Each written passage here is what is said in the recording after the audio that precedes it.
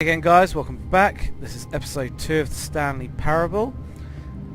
Obviously you know what happened in the last episode if you're watching, and in short we are back in our office, so let's see what happens this time. All of his co-workers were gone. What could it mean? Stanley decided to go to the meeting room. Perhaps he had simply missed a memo. Well, apparently we're going back to the meeting room again. When Stanley came to a set of 2 open doors, he entered the door on his left. Go left again. And yet again an empty office. Yet there was not a single person here either. Feeling a wave of disbelief, Stanley decided to go up to his boss's office, hoping he might find an answer there. Alright, so we'll go back up to the office. Coming to a staircase, Stanley walked upstairs to his boss's office. Alright, so we're back at the office again. Stepping into his manager's office, Stanley was once again stunned to discover not an indication of any human life. What could it mean? Stanley wondered aloud to nobody. He began wildly tearing through papers on the boss's desk, pulling books off the shelf, looking behind paintings, desperate for clues to his situation. But his attention was caught by a keypad behind the boss's desk. What could its purpose be? In fact, this keypad guarded the terrible secret that lay buried below his feet, and so the boss had assigned it an extra secret PIN number, 2845. But of course, Stanley couldn't, yet incredibly, by simply pushing random buttons on the keypad, Stanley happened to input the correct code by sheer luck. Amazing. He stepped into the newly opened passageway.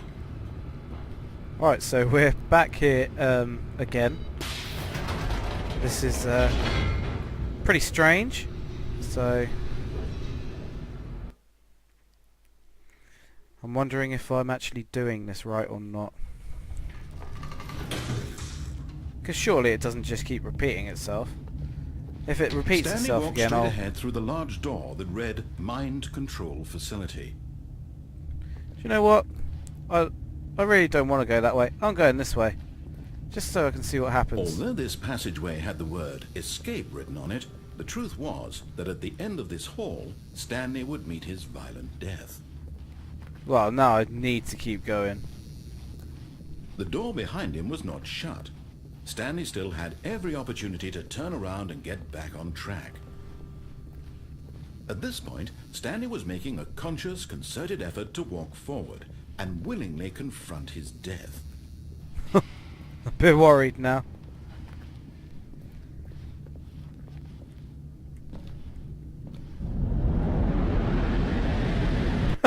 Okay, maybe that was death. Whoops. Oh dear. Oh. Oh. As the machine whirred into motion and Stanley was inched closer and closer to his demise, he reflected that his life had been of no consequence whatsoever. Oops. Stanley can't see the bigger picture. He doesn't know the real story, trapped forever in his narrow vision of what this world is. Perhaps his death was of no great loss, like plucking the eyeballs from a blind man. And so he resigned and willingly accepted this violent end to his brief and shallow life. Farewell, Stanley. Okay, so perhaps I am actually going to die. Yep. No, what? "Farewell, Stanley," cried the narrator, as Stanley was led helplessly into the enormous metal jaws. In a single visceral instant, Stanley was obliterated as the machine crushed every bone in his body, killing him instantly. Maybe not then. I'm so confused. And yet it would be just a few minutes before Stanley would restart the game, back in his office, as alive as ever. What exactly did the narrator think he was going to accomplish? When every path you can walk has been created for you long in advance, death becomes meaningless, making life the same. Do you see now? Do you see that Stanley was already dead from the moment he hit start?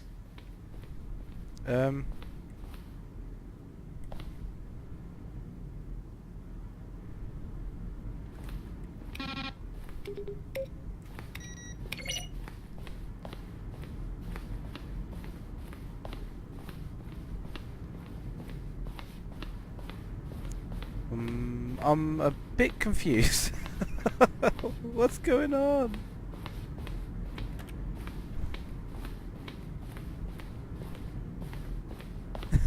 It's like it doesn't care which way I go.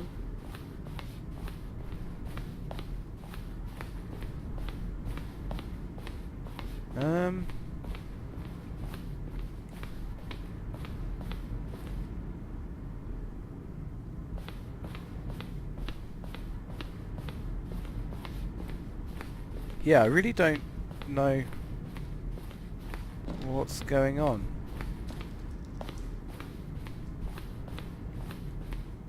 No, can't go through there. Is this like the end of the game, or...?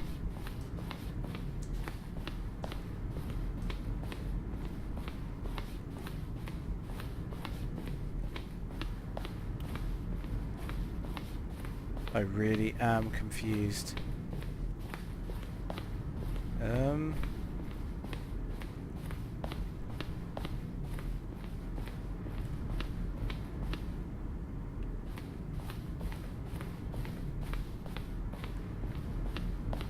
I guess this is it, perhaps, then?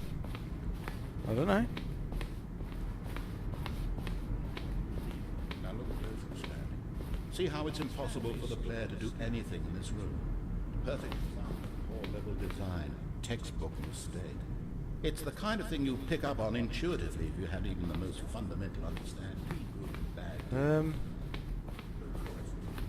Well, I guess that's it then. Maybe I shouldn't have done this, so... yeah. Maybe I should have listened to what the narrator was saying.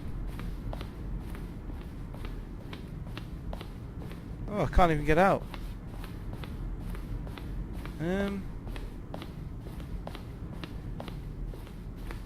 Right, well, if this is it, I guess I'm going to have to start again, perhaps? If not, I'll restart the video, if I find a way out, I guess, so you don't get bored watching me just walking around and around and around. So, if I don't find anywhere, thanks for watching. If I do find somewhere, then I'll be back soon. How I'm they back. wish to destroy one another.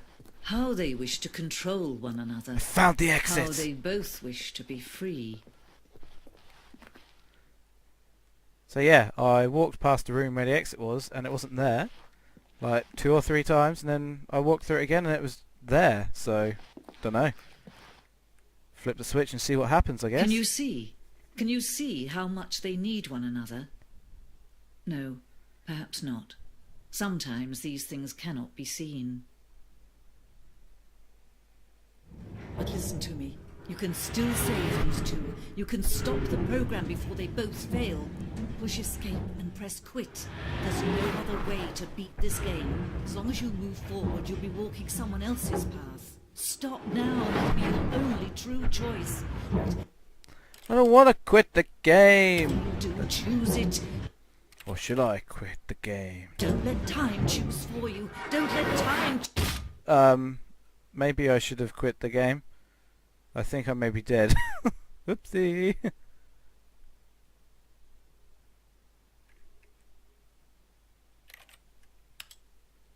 Am